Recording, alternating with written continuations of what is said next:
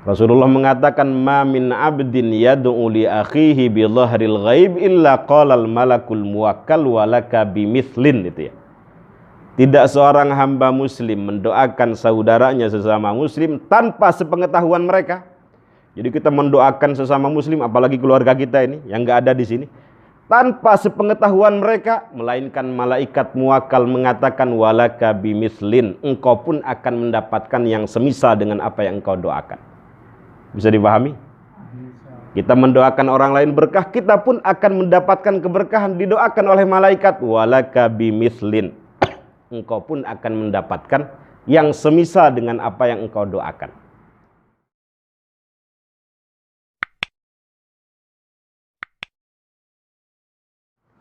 Assalamualaikum warahmatullahi wabarakatuh. Waalaikumsalam warahmatullahi wabarakatuh. Alhamdulillahi wahdah wassalatu wassalamu ala man la nabiyya ba'dah wa ala alihi wa sahbihi wa man walah. Mari sama-sama Bapak Ibu adik-adik, Allahumma faqihna fiddin wa 'allimna at-ta'wil Allahumma inna nas'aluka ilman nafi'a wa amalan salihan mutaqabbala wa rizqan wasi'an halalan tayyiban mubaraka. Allahumma ja'alna wa auladana wa dhurriyyatina min ahlil ilmi wa ahlil khair wa ahlil Qur'an wa la taj'alna wa iyyahum min ahlil jahli was-su'i wasyarri wad-dhairi wad-tughyan birahmatika ya arhamar rahimin walhamdulillahi rabbil alamin. Amma ba'd. Yang terhormat dan yang saya hormati keluarga besar Bapak Firdaus Himawan beserta istri dan anak-anak, ibunda, saya lupa namanya, dan seluruh keluarga besar yang tidak bisa saya sebutkan satu persatu, para ustadz, para ustadzah, adik-adik dari pesantren yatim Cahaya Madinah. Alhamdulillah dalam kesempatan yang mulia ini kita berkumpul dalam rangka berdoa dan juga memohon hajat. Mudah-mudahan hadirnya kita di sini dicatat sebagai amal soleh, amal baik, amal ibadah yang dapat memperberat timbangan kebaikan kita di akhirat. Amin amin ya rabbal alamin. Bagaimanapun kebaikan harus kita upayakan sekecil apapun. Kalau kebaikan kita lebih banyak daripada keburukan kita, insya Allah tempatnya fi 'isyatir radiyah. Gimana ayatnya? Fa amma man sakulat mawazinuhu fahuwa fi 'isyatir radiyah. Siapa yang amal baiknya lebih banyak daripada amal buruknya, amal solehnya lebih banyak daripada amal salahnya, fahuwa fi 'isyatir radiyah, maka dia berada dalam kehidupan yang diridhai Allah Subhanahu wa ta'ala. Sebaliknya na'udzubillah, wa amma man khaffat mawazinuhu fa ummuhu hawiyah. Siapa yang amal salahnya atau amal buruknya lebih banyak, lebih berat daripada amal solehnya, amal baiknya, fa ummuhu hawiyah, maka dia terpaksa tempatnya di neraka hawiyah. Na'udzubillah summa na'udzubillahi min dzalik. Oleh karena itu kita mah hanya dengar neraka saja, Pak ya, Bu ya, jangan sampai masuk.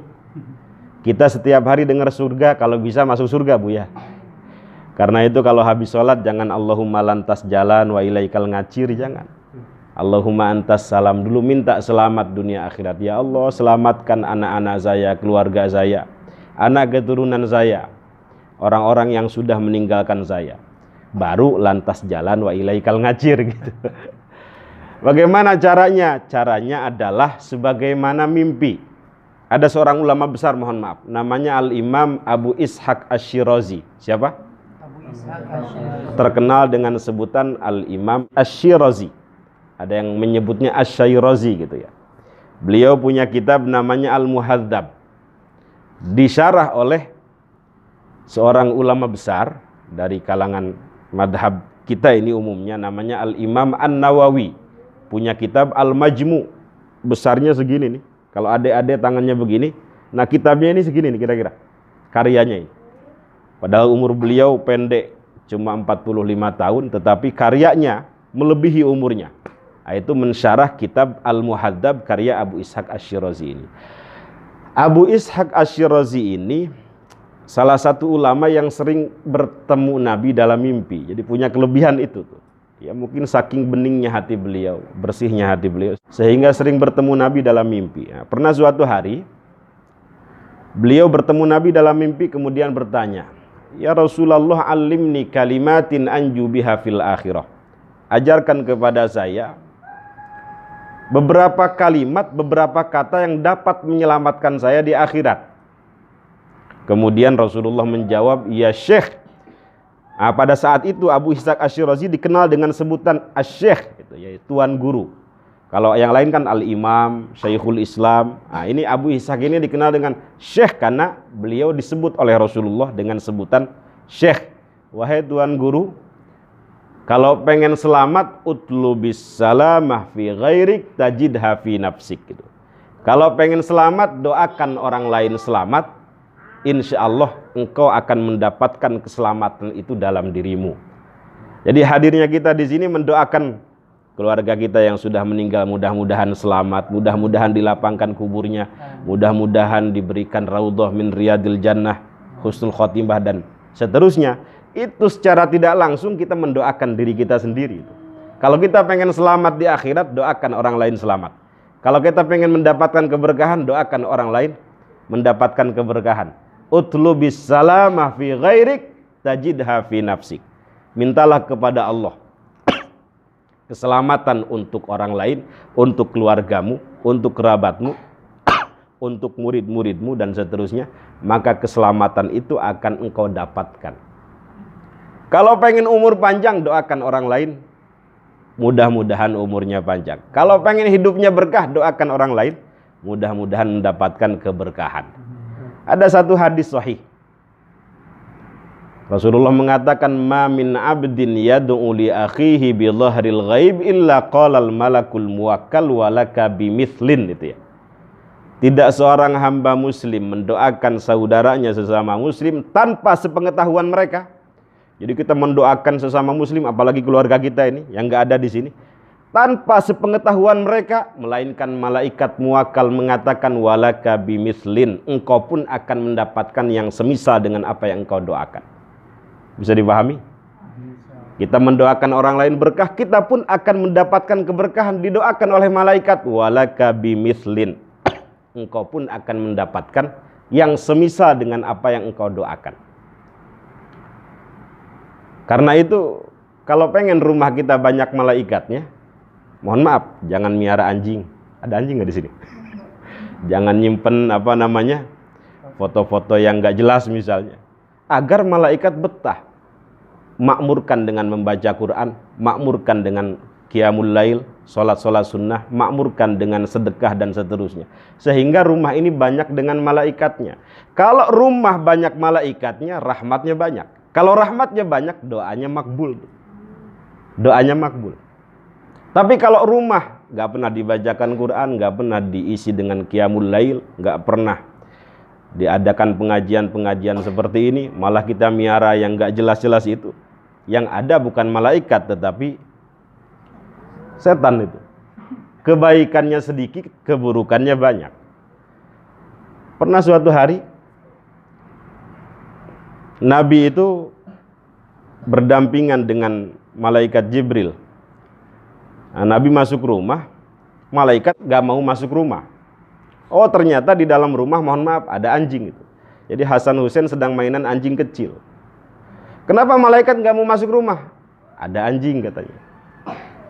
Oh, kalau begitu kata Nabi, kita bunuh aja seluruh anjing yang ada di dunia ini. Akhirnya malaikat Jibril mikir itu. Ya nggak begitu juga Nabi. Akhirnya ada keputusan, ada hukum bahwa yang boleh dibunuh itu anjing yang memang merusak, yang betul-betul galak gitu, menyakiti.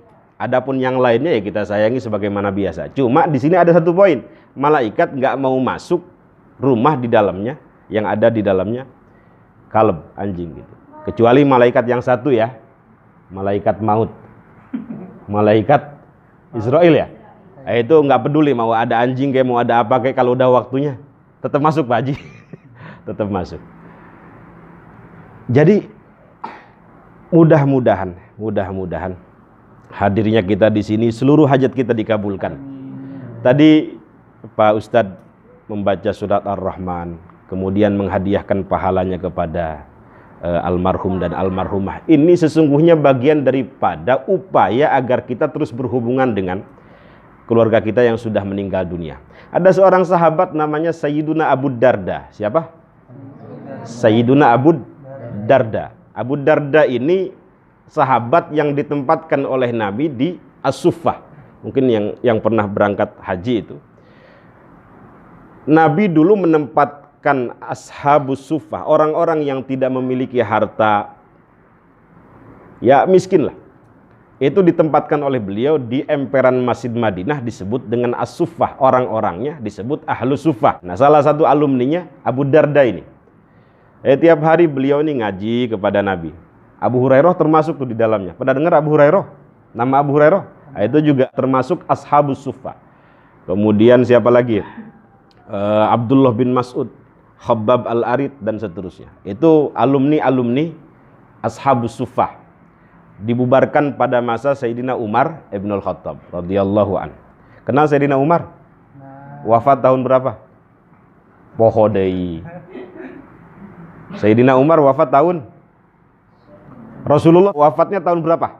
Rasulullah. Masa Rasulnya sendiri nggak tahu? Rasulullah wafat tahun berapa? 11 Hijriah, dihafalin ya.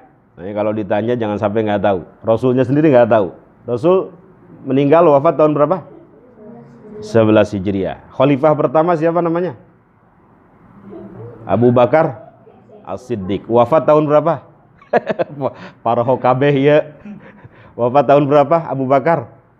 Hanya 2 tahun memerintah. Berarti tahun berapa tuh? 13 Hijriah. Khalifah yang kedua siapa? Sayyidina Umar. Hanya 10 tahun memerintah. Wafat tahun berapa? 23 Hijriah. Khalifah yang ketiga Sayyidina Utsman, paling lama, memerintah 12 tahun. Wafat tahun berapa? Dihitung 35 Hijriah. Terakhir Sayyidina Ali Ibnu Abi Thalib memerintah hanya 5 tahun. Jadi wafat tahun berapa? 40 tahun. Anaknya Sayyidina Hasan hanya 5 bulan. Nah, Ashabus Suffah ini dibubarkan oleh Sayyidina Umar, kemudian disebar di berbagai pelosok. Jadi dai, jadi ulama, jadi kiai, sehingga Islam bisa menyebar di mana-mana. Nah, Abu Darda ini pernah mengatakan begini, Inna a'malakum tu'radu ala amwatikum. Sesungguhnya amalan-amalan kalian ini diperlihatkan kepada kerabat-kerabat kalian, saudara-saudara kalian, keluarga-keluarga kalian yang sudah meninggal dunia.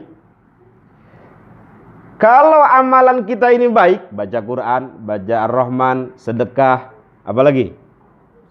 Qiyamul Lail, sholawatan, fayusarrun. Keluarga kita yang sudah meninggalkan kita ini, orang-orang tua kita, kerabat kita, fayusarrun. Mereka bahagia itu. Makanya saya pernah ditanya, Ustadz, bagaimana cara membahagiakan orang yang sudah meninggalkan kita, keluarga kita, orang-orang yang kita cintai? Ya satu jawabannya, memperbanyak amal soleh, menjauhi amal salah. Memperbanyak amal baik, menjauhi amal buruk. Caranya begitu.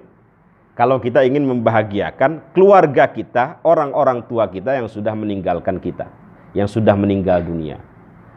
Fayusarrun, kata Abu Darda, kalau kita memperbanyak amal soleh, senang dengan ketaatan, mereka bahagia.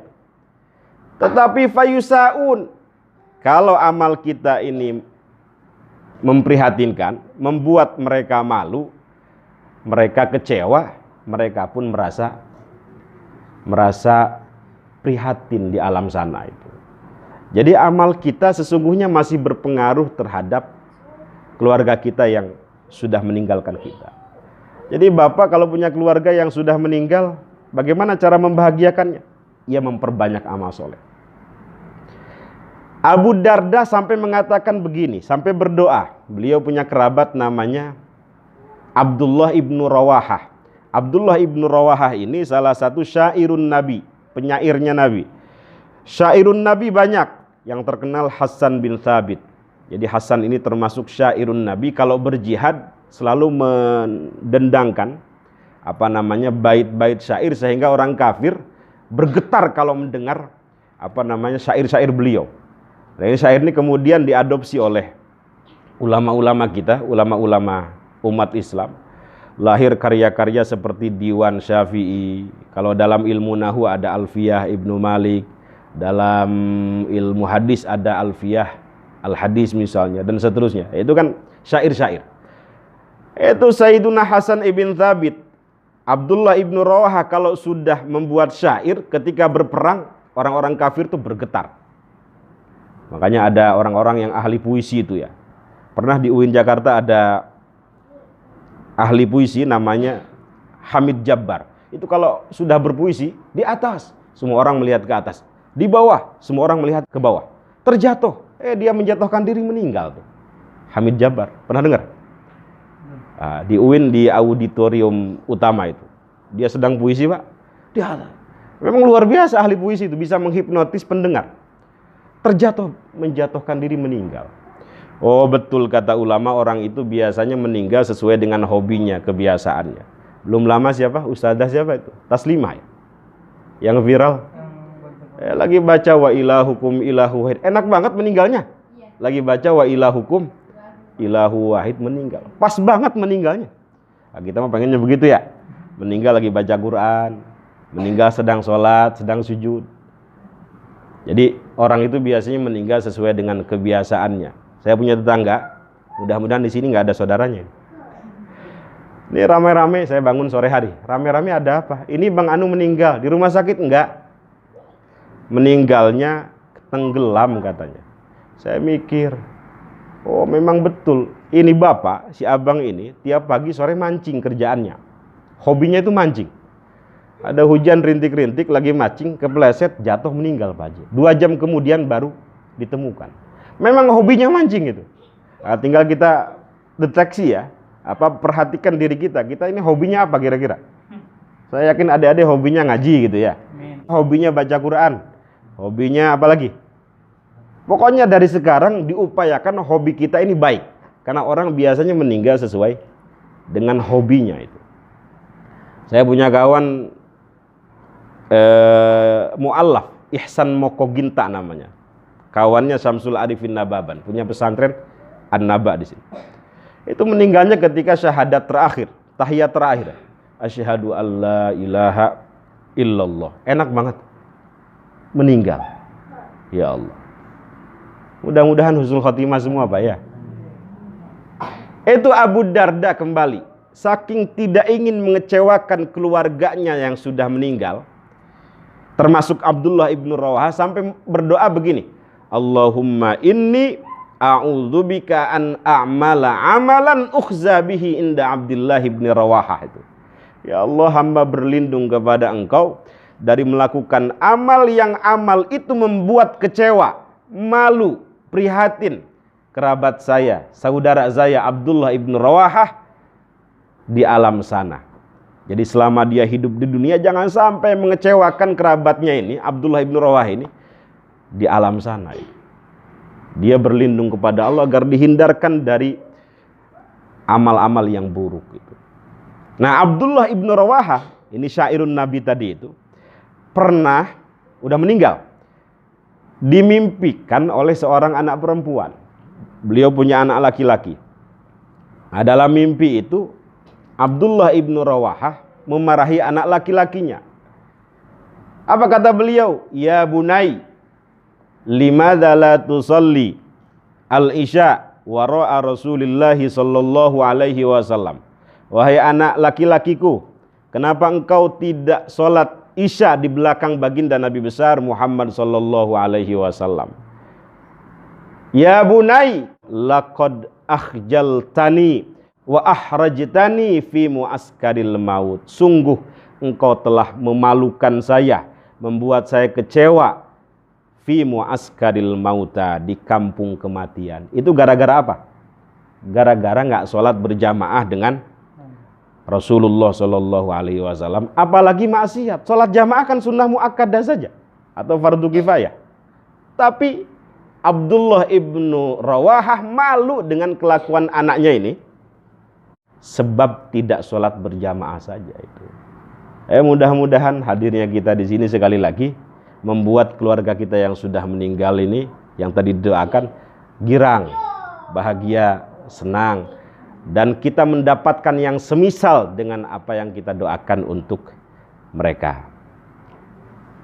Yang kedua yang ingin saya sampaikan, bahwa apa yang dihajatkan, dicita-citakan oleh sahibul hajat mengundang adik-adik ini sebagai bagian dari bentuk penghormatan beliau-beliau terhadap Islam. Bagaimana Rasulullah menghormati anak yatim? Ya, itu sampai beliau mengatakan, ana wa kafilul yatimi kahataini fil jannah. Itu saya beserta penanggung anak yatim, pemerhati anak yatim akan bersama-sama di surga. Pertanyaannya, kalau kata Tukul, pertinyi ini, itu surganya Nabi surga biasa, surga ecek-ecek, atau surga paling tinggi? Paling tinggi, paling luas, paling istimewa, paling mulia. Itu orang kalau peduli terhadap anak-anak yatim. Ada satu pertanyaan, utama mana haji yang kedua kali dengan menyantuni anak yatim, memperhatikan fakir miskin, yatim, duafa, apalagi janda-janda, jangan yang muda saja, yang tua juga.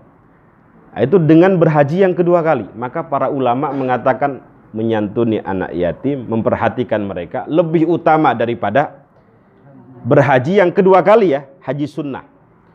Karena haji wajib tidak bisa dibandingkan. Haji ibadah sosial apa ibadah individual? Individual. Zakat fitri ibadah sosial apa ibadah individual? Sosial. Zakat ibadah sosial.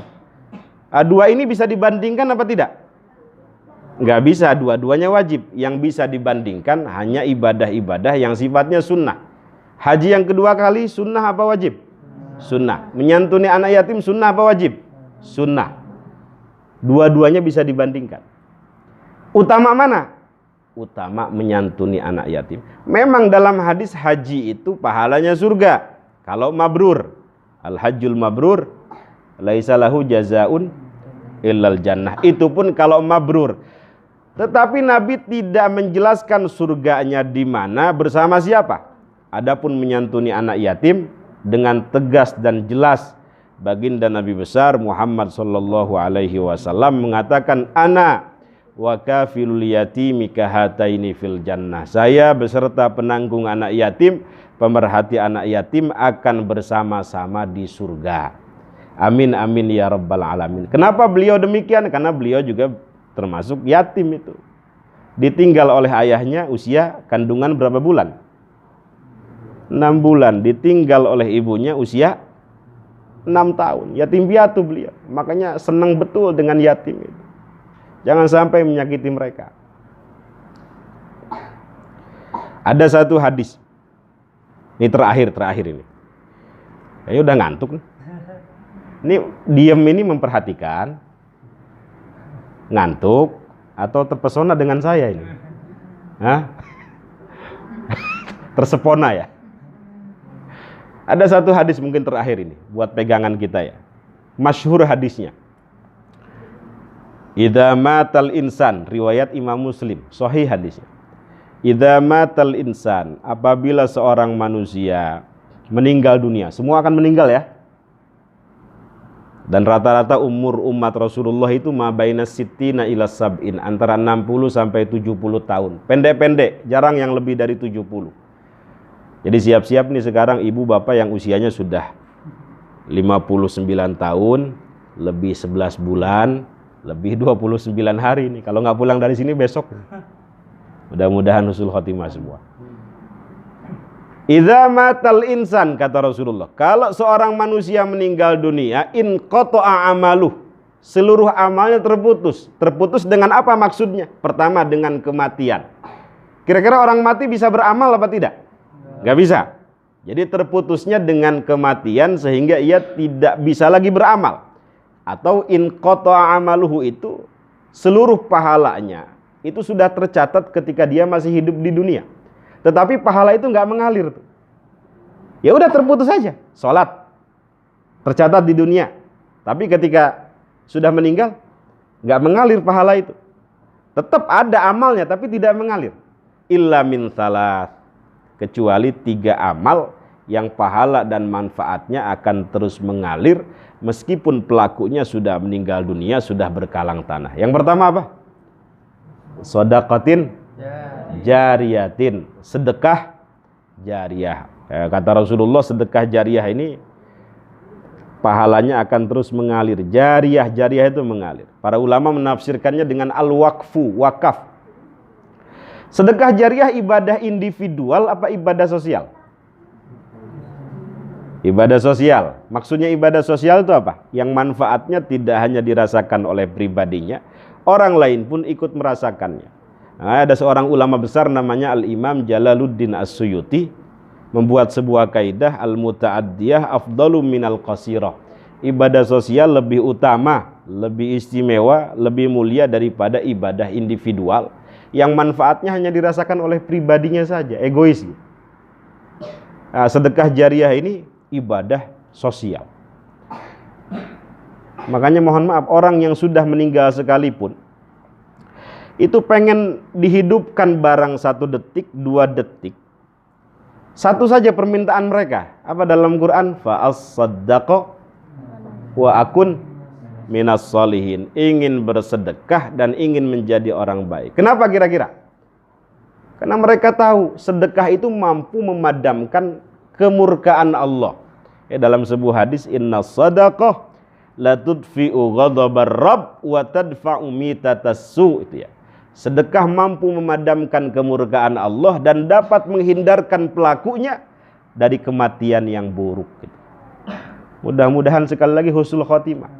Kita kan pengennya baik ya.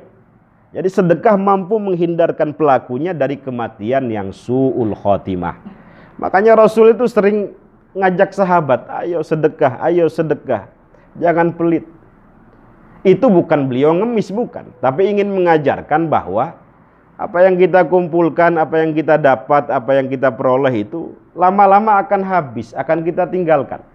Mohon maaf, dunia ini pilihannya dua. Kalau tidak kita tinggalkan, dia akan meninggalkan kita. Karena itu yang menjadi pertanyaan adalah, dunia itu habisnya untuk apa, ditinggalkannya kemana? Duit. Kenal duit kan? Tahu uang. Dunia apa bukan? Dunia. Baik apa tidak? Tergantung. Kalau habisnya duit ini untuk yatim, untuk membangun masjid, untuk membangun pesantren, insya Allah baik. Tapi kalau habisnya untuk foya-foya, apalagi melakukan hal-hal yang haram, jangan-jangan harta itu merupakan istidraj. Apa? Istidraj itu apa? Siksa tertunda yang nanti akan diberikan oleh Allah Subhanahu wa ta'ala secara tiba-tiba. Makanya kalau kita ingin mendeteksi, meneliti apakah harta kita ini baik atau buruk, dari jalur yang halal atau didapatkan dari jalur yang haram, satu saja, deteksi, lihat outputnya kemana, habisnya untuk apa. Kalau habisnya untuk hal-hal yang bermanfaat, insya Allah baik. Hartanya baik, orang yang mensedekahkannya, mengeluarkannya, orang-orang pilihan, orang-orang baik. Karena Allah tidak menerima sesuatu yang buruk. Innallaha thayyibun la yaqbalu illa thayyiban. Sesungguhnya Allah zat yang maha baik dan tidak menerima kecuali sesuatu yang baik. Jadi kita diajarkan oleh Rasulullah untuk beramal cerdas yang pahala dan manfaatnya terus mengalir. Beliau punya istri pertama siapa namanya? Sayyidah Khadijah Al-Kubra. Beliau orang paling kaya di Makkah. Sepertiga tanah Makkah itu milik Sayyidah Khadijah. Tetapi habis ketika mau meninggal. Luar biasa Sayyidah Khadijah itu. Coba deh, sesekali kita baca biografi beliau agar tumbuh kecintaan kita terhadap Ummahatul Mukminin. Sampai ada kiai besar dari Rembang, siapa namanya? Kiai Maimun Zubair itu ya, sering mendendangkan lagu. Coba siapa yang suaranya bagus? Sa'duna fid dunya fauzuna fil ukhra bi Khadijatal Kubra wa Fatimataz Zahra. Kayaknya beliau pengen meninggal di Makkah gitu. Kemudian dimakamkan di dekat makam Sayyidah Khadijah Al-Kubra. Dalam hatinya boleh jadi berdoa seperti itu. Dikabulkan doanya, meninggal di Makkah, dimakamkan di Jannatul Ma'la itu, dekat makam Sayyidah Khadijah Al-Kubra. Enggak apa-apa, adik-adik minta dari sekarang pengen meninggal seperti apa, dimakamkan di mana, dekat siapa. Itu seperti Sayyidina Umar kan pengen dimakamkan di dekat makam Rasulullah kan. Dikabulkan doanya. Allahumma rzuqni syahadatan fi sabilik wa fi baladi rasulik. Sayyidina Umar. Kedua, singkat saja, amalan yang pahala dan manfaatnya akan terus mengalir adalah au ilmin yuntafa'u bihi, ilmu yang selalu dan terus-menerus dimanfaatkan, bermanfaat. Dengan ilmu, adik-adik enggak tersesat ya. Dengan ilmu ibadah bisa khusyuk. Dengan ilmu bisa menyelamatkan, menunjukkan orang ke jalan yang benar. Rasulullah pun diutus sebagai muallim, sebagai orang yang mengajar. Apa dalam hadis? Innallaha lam yab'atsani mu'annitan wala muta'annitan walakin ba'atsani mualliman muyassiran gitu. Allah enggak mengutus aku sebagai orang yang memaksakan kehendak, utus aku sebagai pengajar, sebagai muallim, muyassiran yang memudahkan. Pengajar itu mohon maaf, meskipun amal sunnahnya sedikit misalnya, sholat tahajudnya cuma 2 rakaat, apalagi duhanya cuma 2 rakaat, tetapi istiqomah ngajar. Istiqomah itu bukan istri 3 dikontrakin rumah, bukan. Jadi istiqomah menyebarkan kebaikan, menyiarkan ilmu-ilmu Rasulullah, itu sudah lebih daripada cukup. Itu muallim, kelebihannya, keutamaannya. Kenapa? Karena seluruh makhluk yang ada di alam semesta ini mendoakan dia. Makanya saya harapkan adik-adik ini jadi guru semua, jadi muallim, jadi kiai, meskipun nanti jadi bisnismen, jadi presiden, jadi apa lagi? Jadi polisi misalnya, ada yang cita-cita jadi polisi ada. Jadi dokter, ngajarnya jangan hilang. Ngajar jangan hilang. Kenapa? Karena pengajar itu didoakan oleh seluruh makhluk yang ada di alam semesta ini. Apa dalam hadis? Innallaha wa malaikatahu wa ahlas samawati wal ardin hatta namlah fi juhriha la yusalluna ala muallimin nas al khair.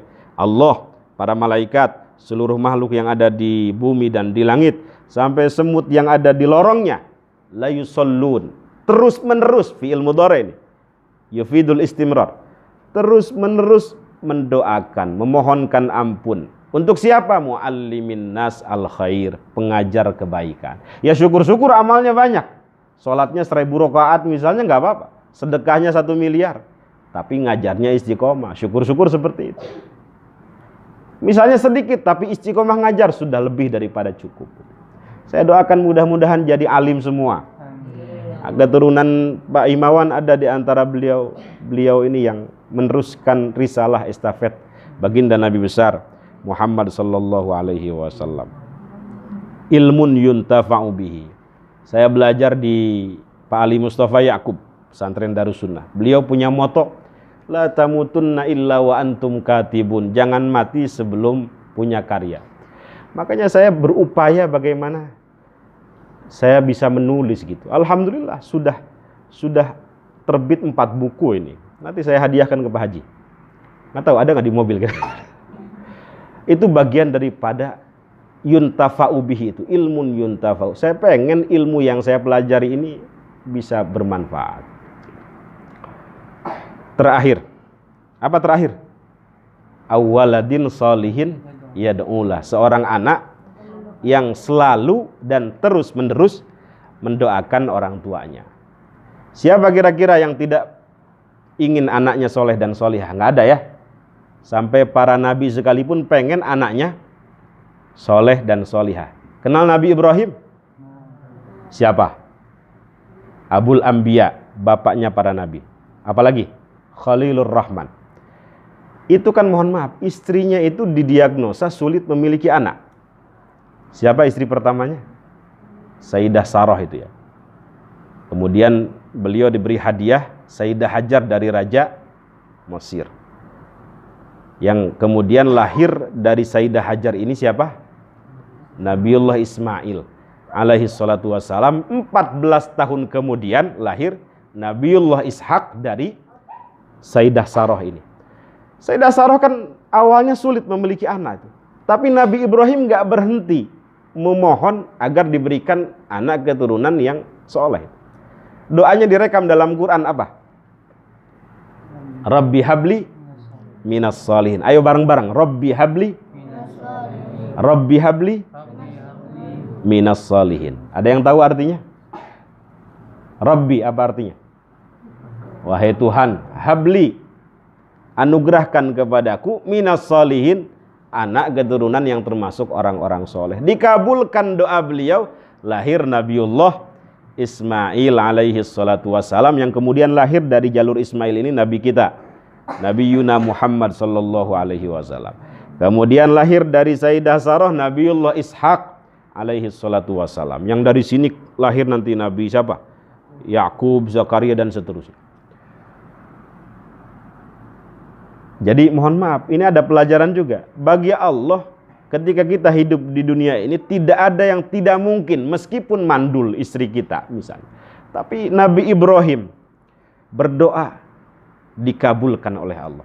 Lahir Nabiullah Ishak alaihi salatu wassalam. Jadi tidak ada yang tidak mungkin di dunia ini. Kita lihat lagi misalnya, ada satu nabi terkenal namanya Nabiullah Zakaria. Itu pun sama, istrinya sulit memiliki anak. Akhir bahasa Qur'annya apa? Mandul ya. Nggak bisa punya anak, tapi pengen punya anak yang soleh. Nggak berhenti berdoa. Doanya diabadikan dalam Quran. Rabbi habli min ladunka dzurriyyatan thayyibatan innaka sami'ud du'a. Ada yang hafal? Coba itu yang agak tua dikit. Coba Rabbi habli. Biar nggak ngantuk. Rabbi habli. Jadi tirukan dulu. Rabbi habli min ladunka dzurriyyatan thayyibatan innaka sami'ud du'a. Sama-sama. Rabbi habli min ladunka dzurriyyatan thayyibatan innaka sami'ud du'a. Nah, dibaca habis sholat enggak apa-apa. Tadi doa yang pertama Nabi Ibrahim, Rabbi habli minas sholihin. Doa Nabi Zakaria, Rabbi habli, ya Allah anugerahkan kepadaku min ladunka, dari sisimu, dzurriyyatan thayyibah, keturunan yang baik. Innaka sami'ud du'a, sesungguhnya engkau zat yang maha mendengar doa. Dikabulkan doa beliau, lahir siapa? Nabiullah Yahya alaihi salatu wassalam. Yang nama Yahya ini langsung diberikan oleh Allah sebagai bentuk penghormatan Allah terhadap putranya Nabi Zakaria. Apa dalam Quran? Ya Zakaria, inna nubasyiruka bi ghulamin ismuhu Yahya lam naj'al lahu min qablu samia. Jadi sebelumnya nggak ada yang namanya Yahya itu. Hanya putra Nabi Zakaria saja. Langsung diberikan namanya oleh Allah Subhanahu wa ta'ala. Termasuk ibadur rahman, gak berhenti-berhenti memohon agar memiliki anak yang qurrata a'yun. Diabadikan dalam Quran doanya, Rabbana hablana min azwajina wa dzurriyyatina qurrata a'yun waj'alna lil muttaqina imama. Kenapa kira-kira mereka pengen punya anak soleh? Karena anak itu mohon maaf yang akan meneruskan kebaikan orang tuanya. Mungkin presiden kita hormati saat ini saja, kebaikannya pada saat itu saja. Tapi anak nanti yang akan menyolatkan kita. Nah, kalau sama anak jangan galak-galak.